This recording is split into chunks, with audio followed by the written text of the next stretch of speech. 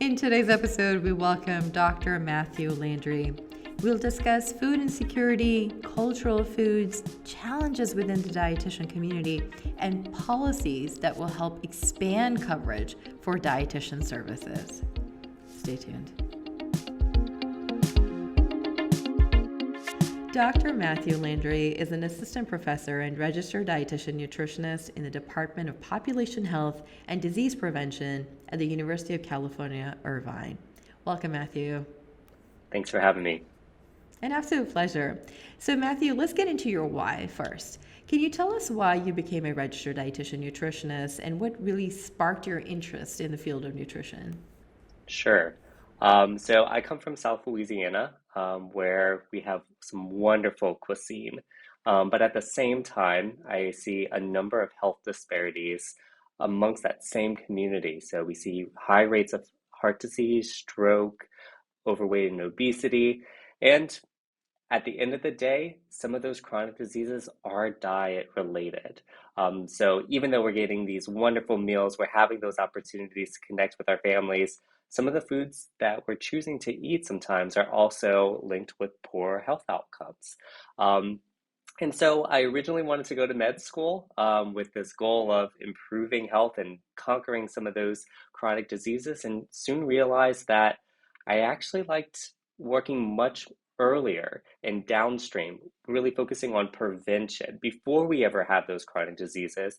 And how can we still have prevention, but still have those same enjoyable foods? And that really sparked my interest in going into nutrition and finding that right balance of still enjoying the foods that we love to culturally consume, but also understand that we do want to reduce some of those health disparities. Thank you for providing that background. For this episode today, I want to talk a little bit about sort of as your background with it, specifically within being a behavioral nutrition researcher. You have three key points that really guide your nutrition research.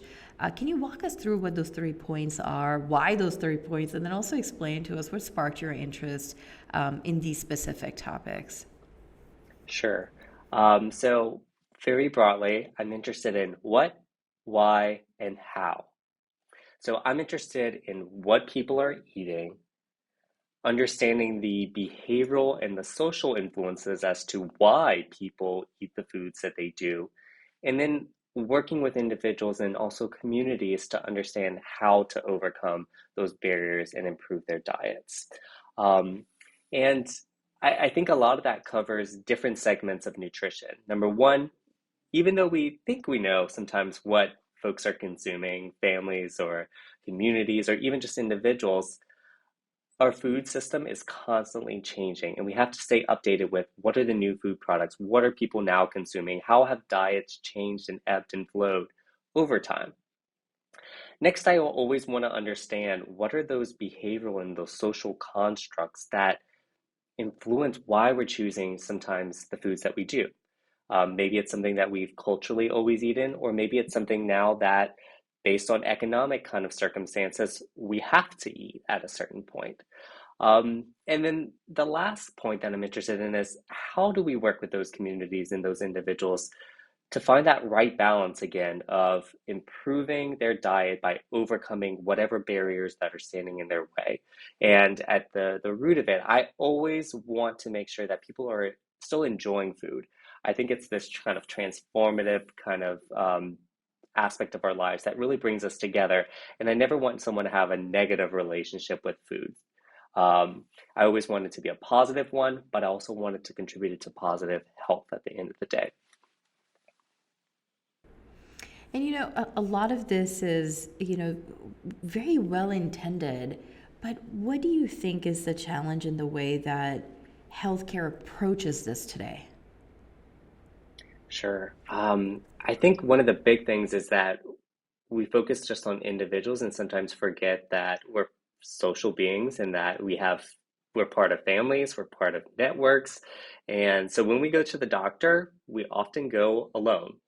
Our current kind of healthcare system is built so that we self-manage our chronic diseases, we self-manage our health, And if we have to make a lifestyle change, it's often absent of our families, it's absent of our networks, our communities. I could give you an example that if a physician asked you to stop smoking tomorrow, but everyone in your household still smoked, then chances are you wouldn't make that change. And it's the same thing if a dietitian is asking you to make some kind of dietary shift or a change in what you're consuming. It doesn't work if our families, our networks, and our communities aren't also part of that kind of effort and they're involved. And so I think one of the big disconnects is that we really need to rework our health and our well-being strategies to include those key social networks. And when you're talking about the network, the community, it actually leads me to my next question, which is we know that food insecurity and addressing food insecurity specifically, it is a huge risk factor, right? Especially when we're talking about chronic illnesses. However, I want to take it a step back, which is to say, what connections have you really discovered between childhood food insecurity and chronic diet-related diseases later in life? Sure. So I think my first real exposure to food insecurity just among children occurred when I was a doctoral student at the University of Texas at Austin. We were working on a school-based intervention where going into low-income, primarily Hispanic schools, and I was helping a third grader fill out a survey questionnaire. And I was reading out the questions, and he would tell me back his response. And for one of the questions, I asked him a basic kind of food insecurity screener question, and he responded, "Oh, yeah, I do that. I oftentimes eat less so that my younger sister has a little bit more to eat." And immediately my heart just kind of broke. I never expected a 7-year-old to give that kind of response. They were so young. And that really, to this day inspires a lot of the work that I do in food and nutrition security that I never want any kind of child to have that kind of response at such a young age, to realize that, hey, I have to eat less so that a family member has enough to eat. Um, and yeah, That's helpful. What common health disparities do you see for the most part, and how are you and other dietitians specifically working to address these disparities? sure. In my local community now in Orange County, California, which is oftentimes thought of a very affluent community, and many pockets of our county are very affluent. However, we do have those pockets where individuals are not as affluent, and they're suffering from basic needs insecurities. So they may have challenges paying for their monthly rent or their mortgage. They may have challenges paying for medications, or they may have challenges paying for food, or sometimes all of those things occurring all at the same time. And it's that constant struggle of trade-offs, one or the other. Um, and they oftentimes get in this cycle of poverty that unfortunately exists, where oftentimes they may have poor health, and because of their circumstances, they don't get to choose the foods that would promote better health. Their health continues to decline, and at a certain point, they might have to choose food over medication or the vice versa. And it unfortunately just continues to spiral. And even going back to your question of where does this kind of fit in with children, is that they're born sometimes into those families that don't really support that good health, that good growth. So what I think many of us are doing here, at least locally, and I think this could be extrapolated kind of across the country, what many dietitians are working in these public health nutrition settings, is to identify those families and help connect them with those local resources that are really culturally appropriate for them, so that they can get them, sometimes just a little bit of a leg up. Um, and to have those resources where it's food or medication or those housing assistance, so that they can start improving other aspects of their health. When you talk about these types of communities and these groups, it's important to also talk about groups that have largely been disproportionately impacted by food insecurity, chronic conditions, and we see a lot of Western dietitians sort of label, be it soul food, cultural foods, as unhealthy, Yep. or even as yeah, for the most part unhealthy, just really using that framework of a Eurocentric, sort of food model. How do you challenge this model? How do you move the conversation, the needle further on it, and implement cultural food within this framework? Sure. So again, coming from South Louisiana, I think one of my examples that I always go to is that several years ago, Disney put out a recipe for healthy gumbo. It had kale and quinoa in there. And I just remember the news articles from when I was living in Louisiana that it was like, absolutely not. And personally, I love kale. I love quinoa, but those things don't belong in gumbo. No questions asked.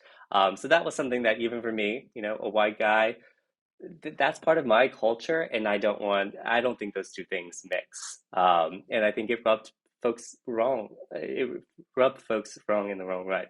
Um, and so I certainly resonate with this kind of topic of how do I, as a dietitian, wanting to promote health and promote decreases in chronic diseases, also understand that we have strong attachments to many of the foods that we're consuming. And I think it really comes down to a lot of times our context, that simply making or recommendations for swaps or additions to foods might not always be the best case to go. I think back often to something called the trans-theoretical model, or the stages of change. Oftentimes, we're not really looking to immediately kind of change our diets. And that's where most people are kind of starting. So when they see an article that's telling them that a cultural food that they've always consumed is now unhealthy and they need to change it, that's going to rub someone the wrong way. But in the right context, where someone's actively looking for some dietary changes, is open to that, then I think there's that window to start recommending a few different changes and things like that. I also think it's really important to understand when maybe it's that we recommend that the kale or the quinoa goes as a side dish or something like that, that supplements the kind of cultural food. Maybe it's not intertwining the two.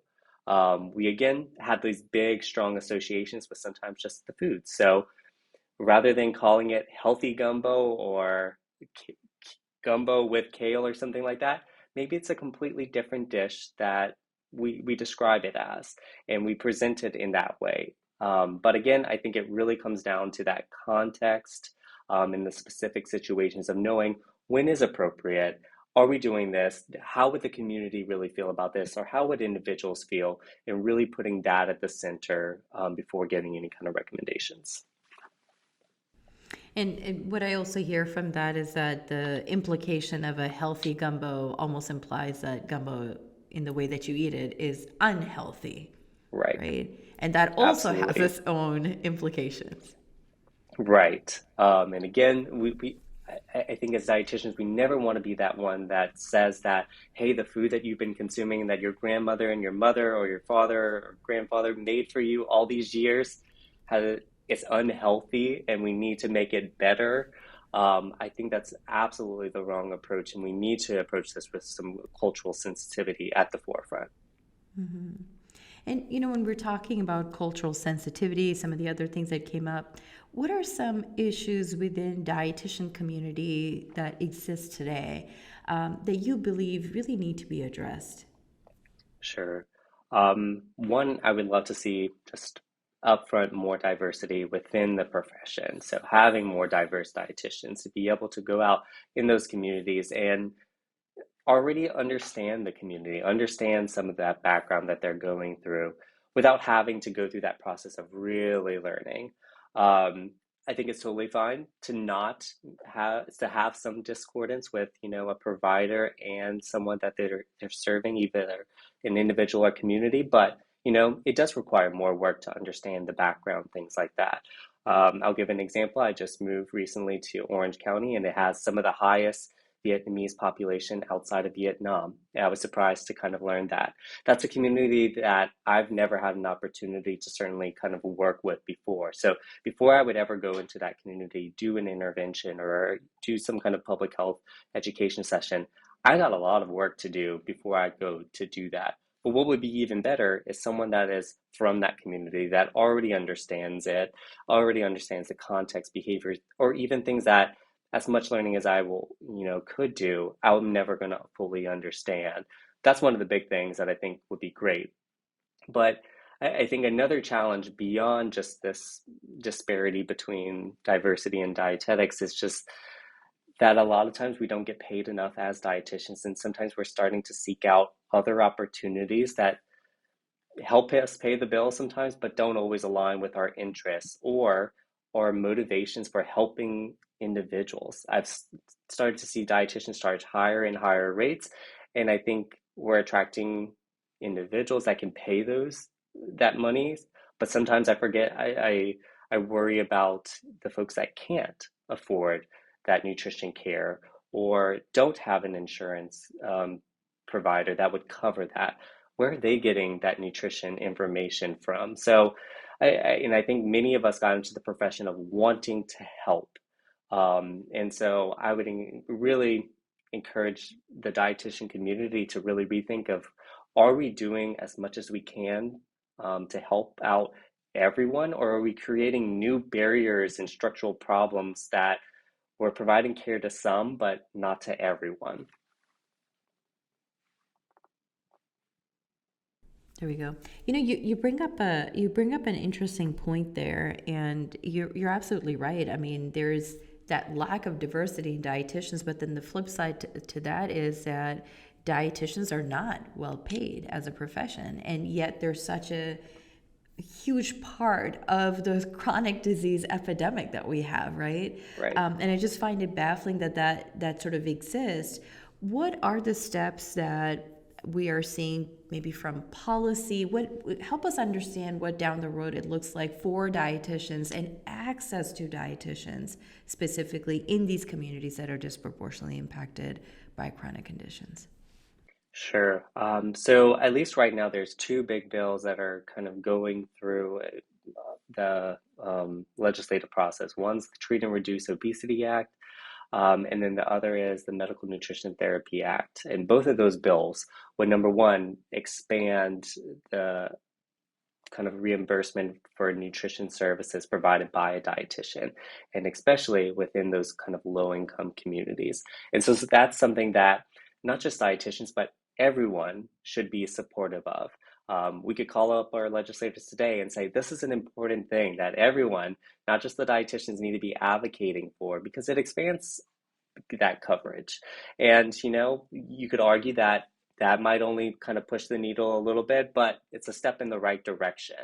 And I think when we're having greater and greater coverage, and we're starting to really be able to effectively serve some of those communities, I think we'll start seeing more people enter into the profession that they see, oh, I can again start to make a difference in this area. Can you speak a little bit about each of these acts and also help us define what is medical nutrition therapy? Sure. So medical nutrition therapy is provided only by dietitians.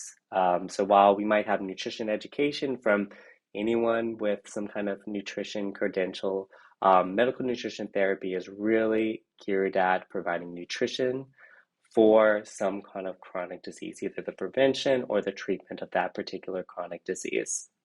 Again, only provided by a registered dietitian. Um, each of those bills, the first one, the Treat and Reduce Obesity Act, would provide reimbursement for RDNs, so dietitians, to be able to provide services for weight management for individuals or people with obesity to be able to mitigate the impacts of that disease and receive that nutrition assistance. The other big bill would be the M&T Act, so the Medical Nutrition Therapy Act. And again, right now, insurance only covers a certain number of M&T kind of services provided by a dietitian under Medicare. This bill would expand that, and it allows a greater number of services that a dietitian could be able to provide that M&T for and get reimbursed for. And so that's huge in the sense that there's a number of Medicare kind of populations that would benefit from that and that increased coverage. And the important thing there being that even if dietitians were there to provide services, the flip side of that, where these types of policies will help, which is around coverage of those services, because otherwise you Right. go more into that cash pay population or self-insured population where you may or may not get coverage, and it really kind of depends or is up in the air. Meanwhile, if it comes down more of the regulatory policy side of things, there is that expanded coverage that all plans, regardless, will need to provide. Is that correct? Right. That's correct. That's helpful to know. We are coming up toward the end of this episode. I do want to take a minute though, and if you wouldn't mind helping us understand a little bit more around the type of work within which you are doing at UC Irvine. What are the not replications, but what are the sort of the ripple impact of this type of work that you see in your community there in Orange County? And what can other dietitians listening to this here today do differently in their own practice as well? Sure. So one of my kind of new exciting projects that was actually just funded by the American Heart Association looks at first-time fathers in particular. So again, kind of going back to that whole family approach. A lot of times in public health, we focus on maternal and child health and forget about the dads as part of that. So my research really focuses on what are the dads' experiences and how does their health, so in lifestyle behaviors, so diet, sleep, physical activity, how do all of those aspects change as they become fathers, and how can we support them as well as mom and baby as well? And again, I would certainly encourage all dietitians to really think about that social aspect. So we're not just treating individuals, but we're really focusing on their entire family, that entire network that they're supported by as well. Lovely. With that, we are toward the end of the episode, Matthew. At this point, I would love for listeners to know how they can connect with you, learn more about your work. Sure. So folks can find me off of the UC Irvine faculty page. My name is Matthew Landry. Additionally, folks can find me on Instagram and Twitter. I use the handle the Dietitian. So Dietitian is Guititian, just a play on dietitian, since there's actually very few male dietitians in the profession. Um, and so, yeah, I would love for folks to be able to connect with me on either of those kind of platforms. Lovely. Thank you so very much for your time here, Matthew. And we'll link up, by the way, everything that you just mentioned in the show notes below. So to our listeners, scroll below, and you should be able to link up to all of that. Again, thank you so very much for your time here, Dr. Landry. For the rest of our listeners, we can continue the conversation here that we're having over on social media. Your question is, how do cultural foods in your community shape your health and lifestyle? So head over to our Facebook, our Instagram at Yumlish, find this podcast post, and comment below to tell us again, how do cultural foods in your community shape your health and lifestyle? We'll continue the conversation there. Dr. Landry, thank you so very much again for your time. Yeah, thanks for having me.